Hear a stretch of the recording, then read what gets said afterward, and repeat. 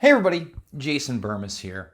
And on the eve of Election Day, I thought it was important to really reach out to my viewers and explain to them why Joe Biden is one of the worst possible choices for the President of the United States. Outside of all the very uncomfortable videos of him inappropriately touching children in the halls of government.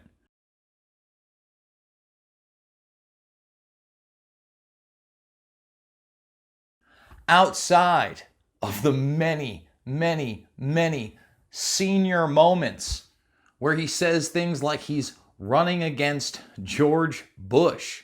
I mean, this is the most consequential, not because I'm running, but because who I'm running against. This is the most consequential election in a long time.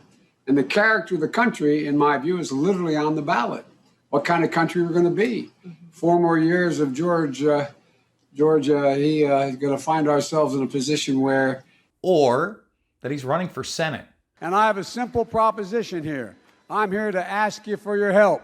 Where I come from, you don't get far unless you ask. My name's Joe Biden. I'm a Democratic candidate for the United States Senate. Look me over. If you like what you see, help out. If not, vote for the other guy. Give me a look, though, okay? We could go on. We won't. What I do want to do is reflect on the fact again that this man was unabashed about the fact he had joined a corrupt political establishment, as you can see in this clip. As the youngest member of the Senate, the one, therefore, who may expect the longest career there, I wonder if you'd say to us, since it's clear that you're not corrupt and you got elected, why should people think that the system produces corrupt results when there you are? Well, I'm not sure you should assume I'm not corrupt, but thank you for that, though.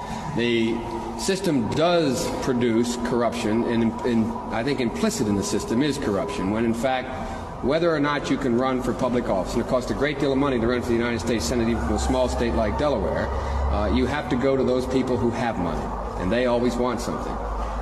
We've gone over before that this man actually championed Bill Barr, yes, the Bill Barr, the Attorney General right now, when he was becoming George H.W. Bush's youngest Attorney General. This is a fact, folks. Based on my contacts with Mr. Barr, both before and during his testimony at the Judiciary Committee hearings on his nomination, I believe that Mr. Barr understands and is committed to the dual responsibility of the Office of Attorney General. In my view, this commitment to the public interest above all else is a critical attribute in an Attorney General, and I will vote to confirm Mr. Barr. On top of this, Joey B, as I like to call him, because when you look at the political establishment and you look how it really runs, how does it really run? In many instances, it runs like organized crime. So when this guy was with it, he went with it full force. And he was full force globalization when presented with the idea of a rising China and that very New World Order in which he learned to love.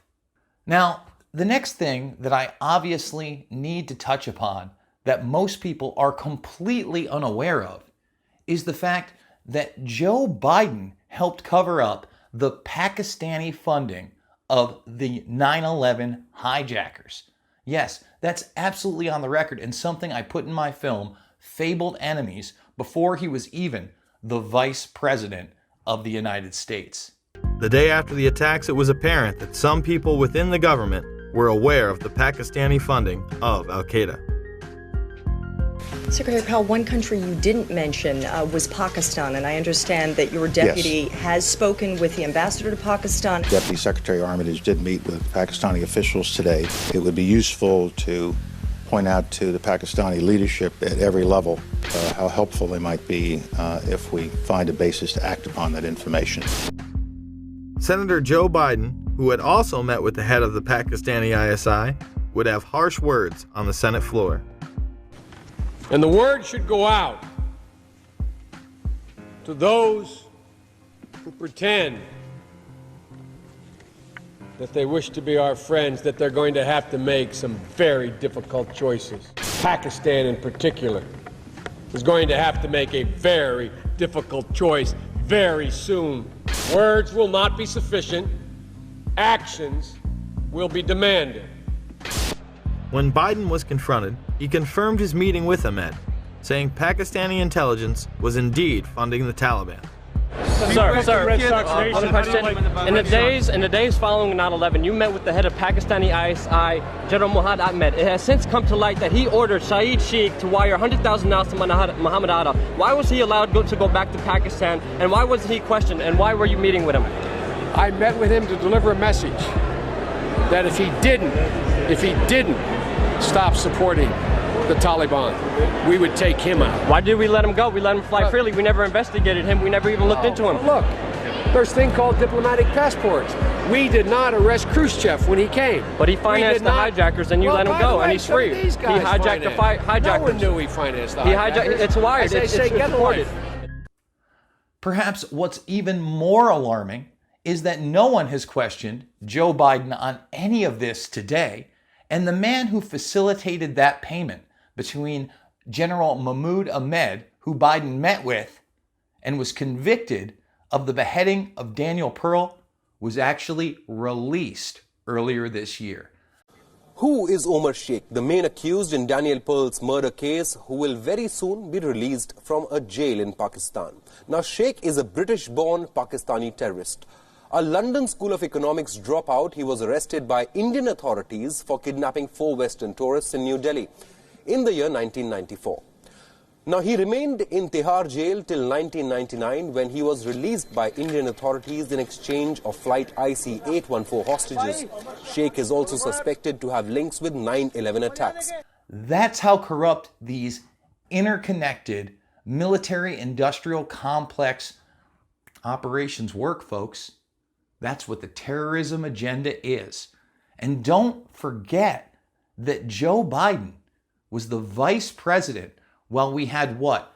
Operation Timber Sycamore, which was the genesis of our problems in Syria and the covert CIA operation to get in there. And we know they sent in the CIA to overthrow Assad. The CIA and Saudi Arabia together in covert operations tried to overthrow Assad. It was a disaster. Eventually it brought in both ISIS as a splinter group to the jihadists that went in. It also brought in Russia. So we have been digging deeper and deeper and deeper. What we should do now is get out. You want to talk about corruption with Joe Biden? Well, we would have to play this clip when he still had a lot of Joey B in him and sat in front of the Council on Foreign Relations and Richard Haass, the head of that organization, an organization that has massive influence on foreign policy. And what did he do? Well, he joked about withholding $1 billion in aid unless a prosecutor was fired. He said he already had insurances that he would be fired. After all, he was investigating his son, Hunter. Well, son of a bitch. And I went over for, I guess, the 12th, 13th time to Kyiv, and I was supposed to announce that there was another $1 billion loan guarantee. And I had gotten a commitment from Poroshenko and from Yatsenyuk that they would take action against the state prosecutor, and they didn't. So they said they were walking out to press conference. I said, no, I said, I'm not going to, or we're not going to give you the $1 billion. They said, you have no authority. You're not the president. The president said. I said, call him. I said, I'm telling you, you're not getting the $1 billion. I said, you're not getting the $1 billion. I'm going to be leaving here. And I think it was, 6 hours? I looked, I said, I'm leaving in 6 hours. If the prosecutor's not fired, you're not getting the money. Well, son of a bitch. Got fired. Now, if all of that corruption were not enough for you, there is so much more to currently talk about when we're talking about now numerous laptops, not only involving his son Hunter Biden and scandals involving women, people in his family, it appears to be children, but corrupt business ties to the Ukraine, which it appears that prosecutor was looking into, and now China. But here's the real deal, folks. We now have text messages between Hunter and Joe Biden, which seem to reveal that Joe Biden knew about an inappropriate relationship from his son Hunter to his granddaughter, Hunter's niece. This alone is so repulsive and revolting that all the other things we looked at aside should disqualify this man from even being a zombie Joe puppet. And that's how I feel about it. Guys, make sure you're thumbing the videos up, you're subscribing, you're joining the Vermis Brigade, and if you can, please consider supporting me on the GoFundMe down below, $5, $10, $15. Big donors, you mean the world to me. All of my documentary films, including the ones we sampled today, are free in the playlist section. Make sure you're checking those out. And remember, we are live and exclusive and free with a free account over at Rockfin Monday through Friday at 11 a.m.